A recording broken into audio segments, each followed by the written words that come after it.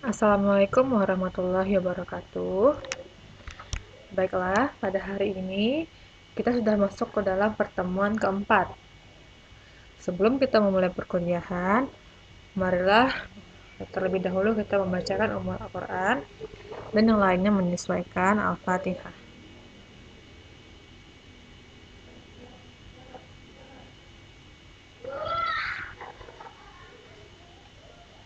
Baiklah, pada pertemuan keempat ini kita akan membahas mengenai perkiraan debit dan kredit.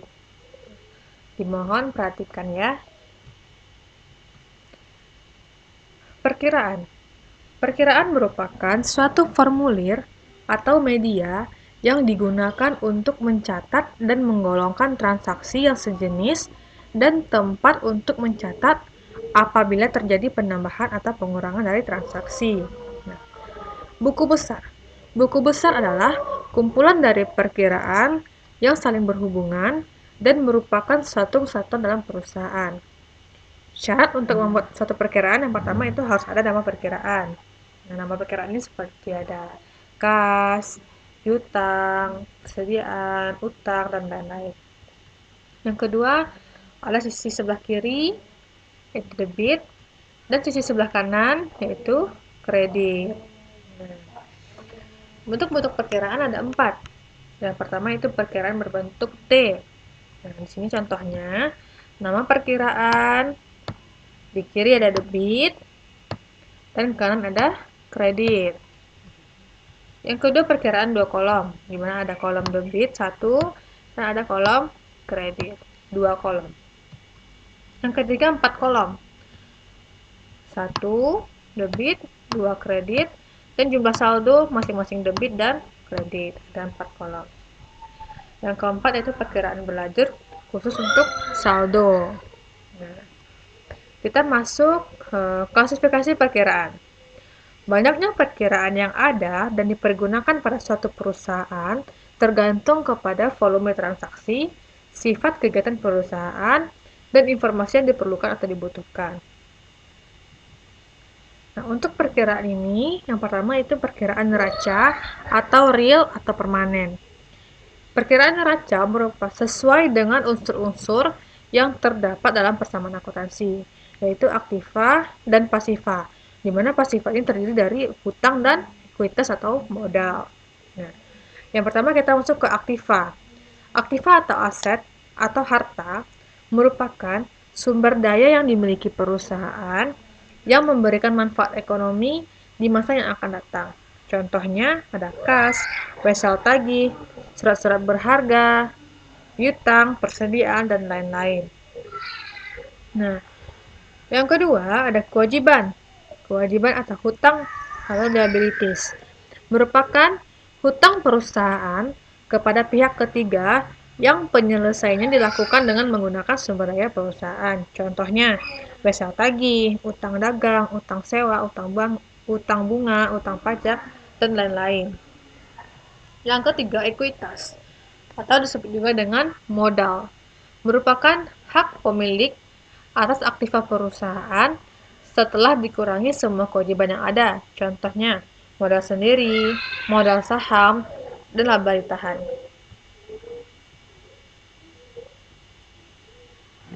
Nah, sedangkan untuk perkiraan laba rugi atau nominal atau temporer terdiri dari pendapatan dan biaya atau beban. Jadi dari pendapatan, biaya atau beban. Nah, kalau neraca tadi terdiri dari aktiva dan pasiva. Pasivanya ada hutang dan modal. Sedangkan laba rugi itu terdapat pendapatan dan biaya atau beban. Nah, pendapatan atau revenue merupakan kenaikan dalam ekuitas sebagai akibat dari penyerahan barang dan jasa kepada pelanggan. Contohnya, penerimaan dari penjualan, pendapatan sewa, pendapatan bunga, pendapatan jasa profesional, dan lain-lain. Yang kedua, biaya atau cost atau beban expense timbul atau terjadi dalam melaksanakan aktivitas perusahaan yang normal dalam rangka menghasilkan pendapatan. Contohnya biaya gaji, beban sewa, biaya iklan, biaya reparasi dan pemeliharaan, biaya bunga, beban perlengkapan, rupa-rupa, dan lain-lain. Nah, kita Kita masuk ke aturan debit dan kredit. Nah, di sini dapat kita simpulkan bahwa di sini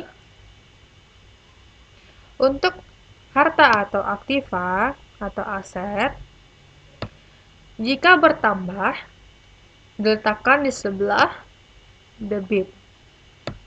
Jika berkurang diletakkan di sebelah kredit. Untuk hutang, jika hutang bertambah diletakkan di sebelah kredit. Jika berkurang diletakkan di sebelah debit. Untuk modal, jika bertambah di sebelah kredit. Jika berkurang di sebelah debit. Nah, ini kalian harus pahami di mana tata letak debit dan kredit.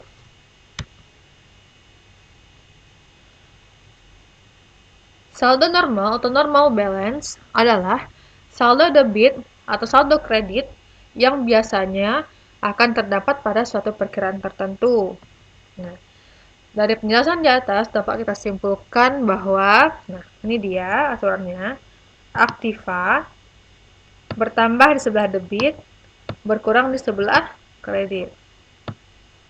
Hutang bertambah di sebelah kredit, berkurang di sebelah debit.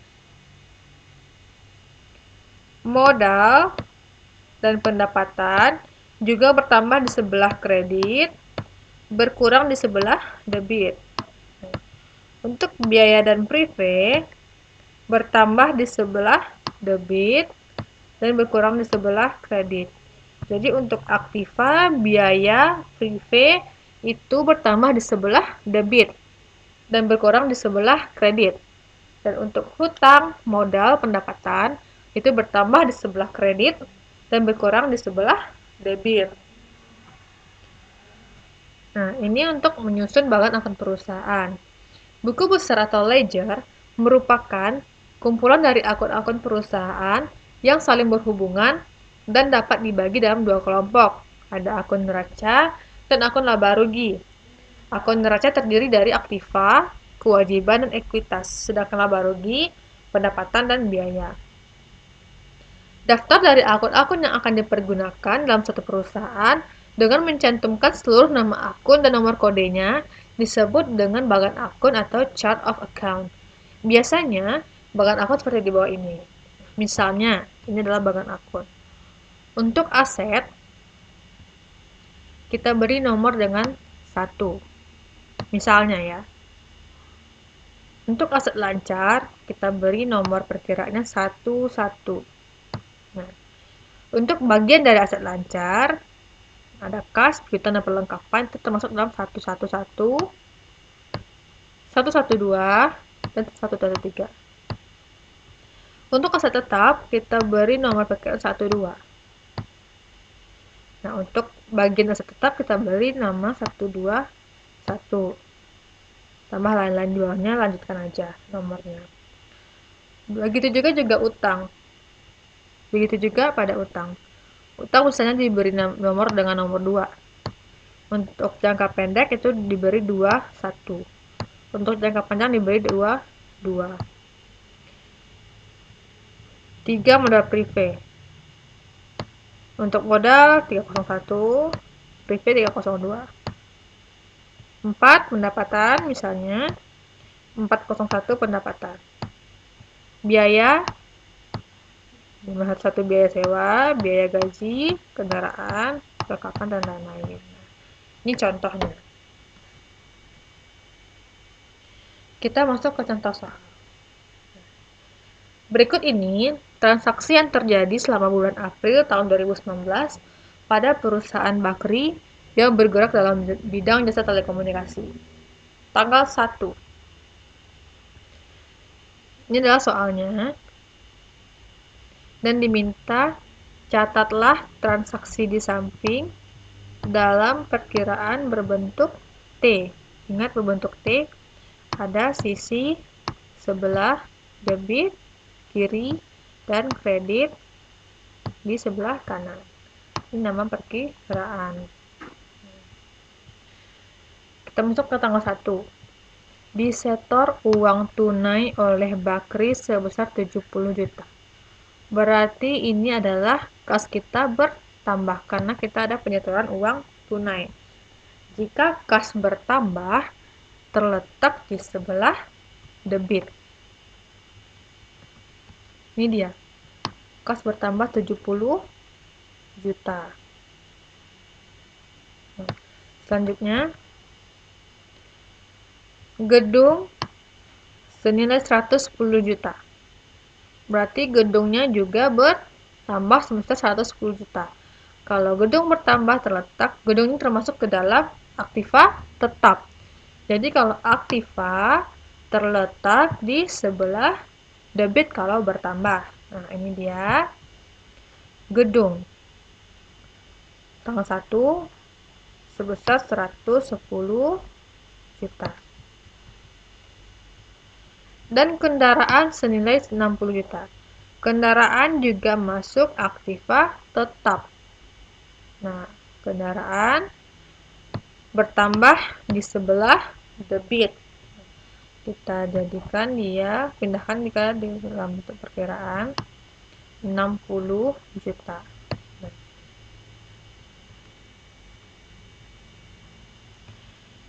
Sebagai setoran awal. Nah, kalau setoran awal ini berarti dia termasuk ke dalam modal awal. Nah, kita masuk ke modal awal, kita jumlahkan angkanya, kas, gedung, dan kendaraan. Ini modalnya. Tanggal 1 bulan April, jumlahnya 240 juta. Jumlah dari kas 70, gedung 110, dan kendaraan 60 juta. Nah, selesai yang pertama. Untuk yang kedua, dibeli perlengkapan kantor sebesar 35 juta. Berarti perlengkapannya bertambah. Perlengkapannya termasuk aktiva lancar terletak di sebelah debit kalau bertambah. Nah, ini dia perlengkapan tanggal 2, 35 juta. Kita lanjutkan. Dibayar secara tunai 20 juta. Berarti ketika kita membeli perlengkapan kantor, kas kita berkurang sebesar 20 juta. Nah, sedangkan perlengkapannya 35 juta. Berarti ada kita melakukan hutang usaha. Hutang usaha sebesar 15 juta. Berarti kas kita berkurang 20 juta. Kalau kas berkurang terletak di sebelah kredit. Nah, sebelah kredit 20 juta. Kas kita terletak di sebelah kredit 20 juta.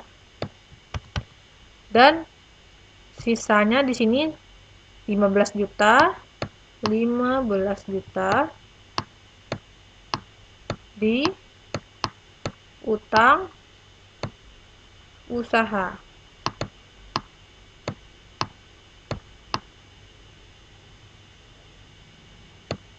Utang usaha. Ini dia. Kalau utang usaha bertambah, itu di sebelah kredit. Utang usaha di sebelah kredit.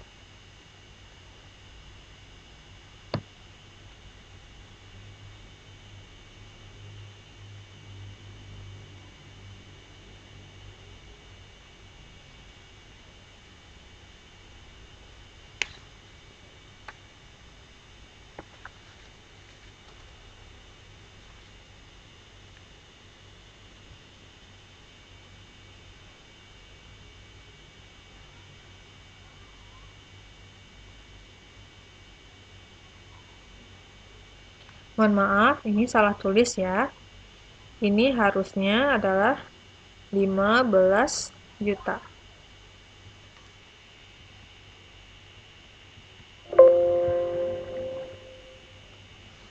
Ini harusnya adalah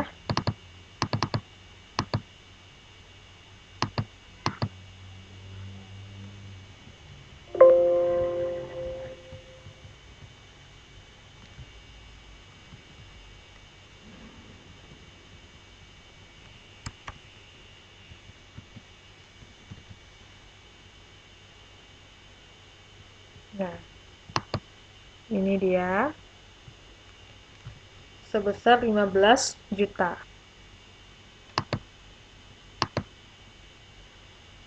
Tanggal 2 April.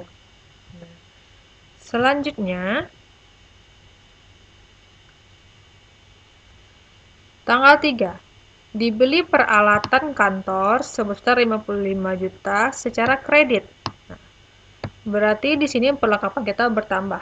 Peralatan kita ini merupakan aktiva tetap.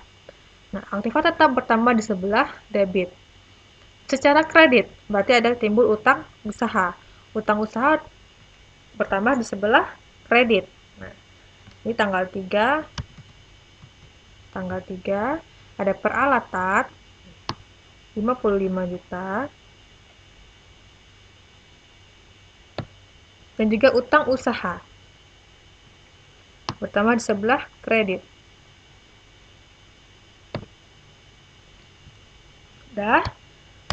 Selanjutnya dibeli secara tunai. Secara tunai ini berarti kas kita berkurang karena ada pembelian. Perlengkapan kantor sebesar 14 juta. Berarti perlengkapan kita bertambah, kas kita berkurang karena dilakukan secara tunai. Berarti di sini perlengkapan bertambah di sebelah debit, kas berkurang di sebelah kredit. Kas dan perlengkapan. Nih, kas di kredit 14 juta. Perlengkapan di sebelah debit bertambah 14 juta. Nah, selanjutnya diterima pinjaman dari bank sebesar 70 juta. Berarti dia melakukan utang bank sebesar 70 juta. Nah, ketika melakukan pinjaman ke bank, berarti kas kita bertambah 70 juta juga. Kas bertambah di sebelah debit, utang bank bertambah di sebelah kredit. Utang bank dan kas tanggal 9. Utang bank tanggal 9 70 juta dan kas kita bertambah 70 juta. Nah, sampai di sini paham ya?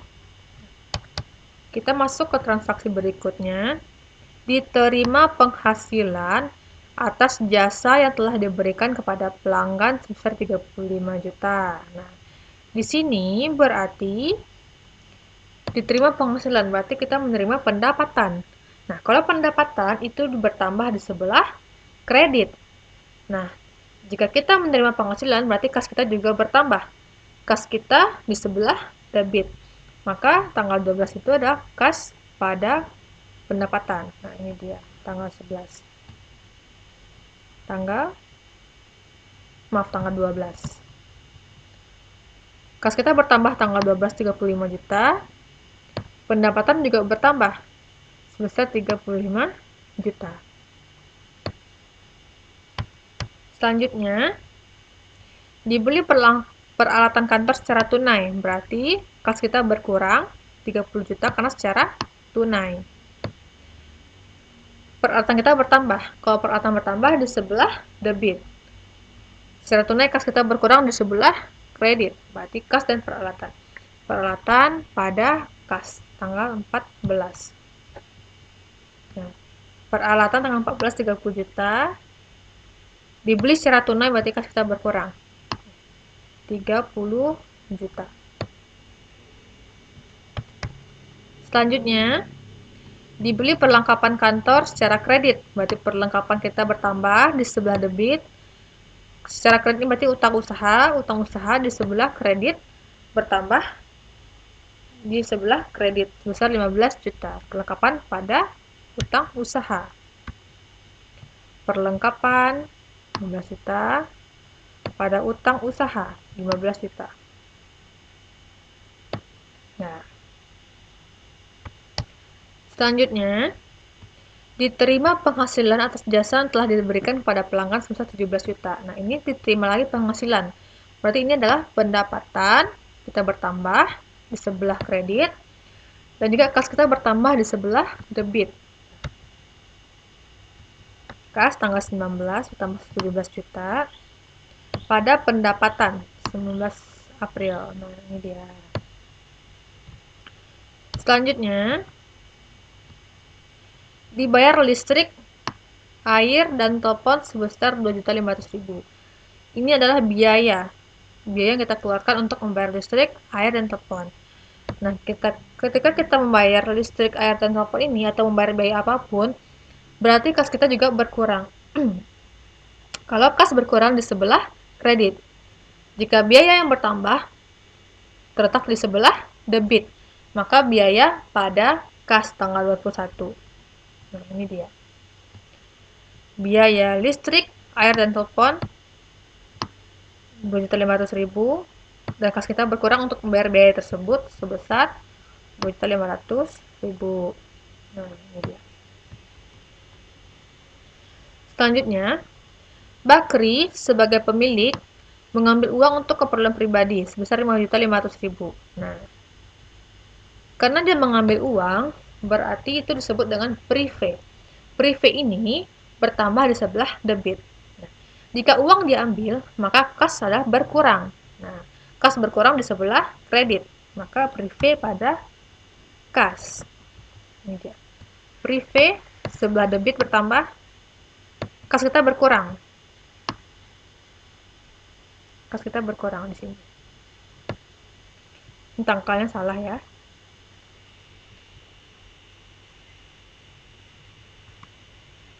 Harusnya tanggal 24, tapi di sini tanggal 21. Nah, ini harus tanggal 24 ya.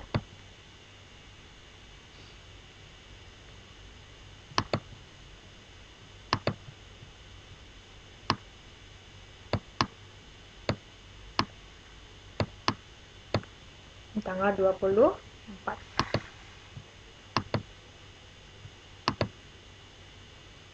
Selanjutnya, dibayar hutang transaksi kita tanggal 2 April. Nah, tanggal 2 April itu kita ada utang sebesar 15 juta. Nah, kalau kita membayar hutang, berarti kas kita berkurang. Kas kita berkurang di sebelah kredit. Nah, jika kita bayar utang, berarti utang kita juga berkurang. Utang berkurang di sebelah debit. Berarti utang pada kas sebesar 15 juta. Ini dia. Utang sebelah debit karena dibayar. Kas juga berkurang karena membayar hutang pada tanggal 2 April, 15 juta. Selanjutnya, dibayar utang atas transaksi tanggal 3 April. Nah, 3 April kita ada hutang sebesar 55 juta.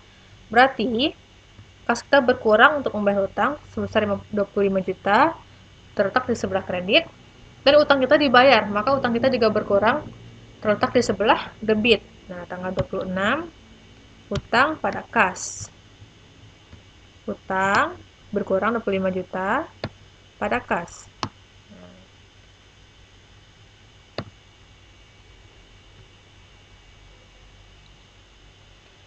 Selanjutnya, diterima penghasilan atas jasa yang diberikan kepada pelanggan sebesar 25 juta.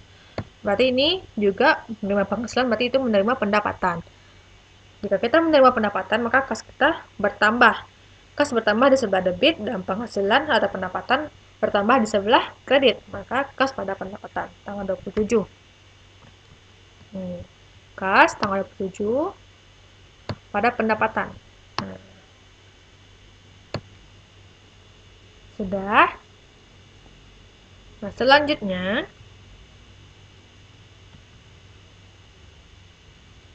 kita masuk ke biaya makan. Dibayar biaya makan karyawan, berarti kas kita berkurang. Kas kita berkurang sebelah kredit, biaya makan bertambah di sebelah debit, tanggal 30. Biaya makan pada kas. Nah, ini dia. Biaya makan pada kas.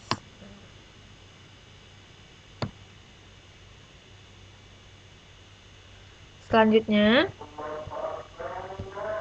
perlengkapan yang terpakai selama bulan April. Nah, kalau perlengkapan yang terpakai, ini termasuk ke dalam biaya perlengkapan. Jika perlengkapan aja, itu masuk ke dalam aktiva. Tapi jika perlengkapan yang terpakai, termasuk ke dalam biaya perlengkapan. Berarti biaya perlengkapan kita bertambah sebelah debit, kas kita berkurang. Mohon maaf, perlengkapan kita berkurang. Perlengkapan kita terpakai, maka perlengkapan kita berkurang. Terletak di sebelah kredit sebesar 30 juta. Nah, ini dia. Biaya perlengkapan 30 juta. Dan perlengkapan yang terpakai, nah ini dia, 30 juta.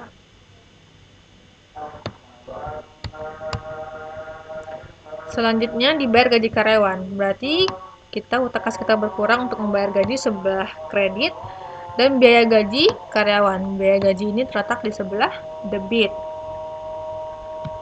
Ini dia. Biaya gaji karyawan 10 juta. Kas kita berkurang 10 juta.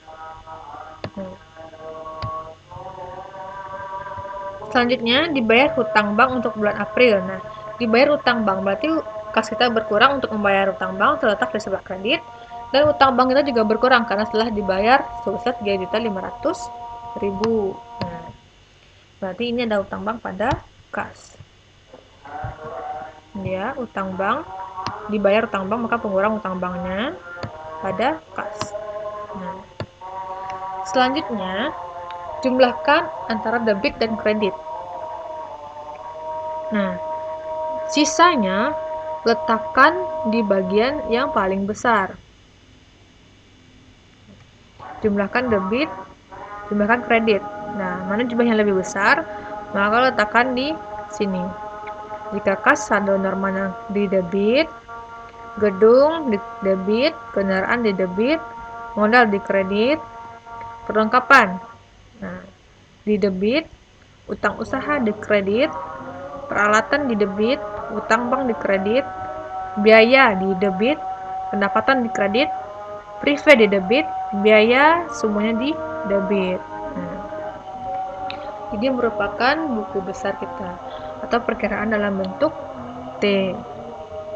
Mohon maaf, ini merupakan perkiraan dalam bentuk T. Nah, sampai di sini pertemuan kita pada hari ini. Nah, terima kasih atas perhatiannya. Assalamualaikum warahmatullahi wabarakatuh.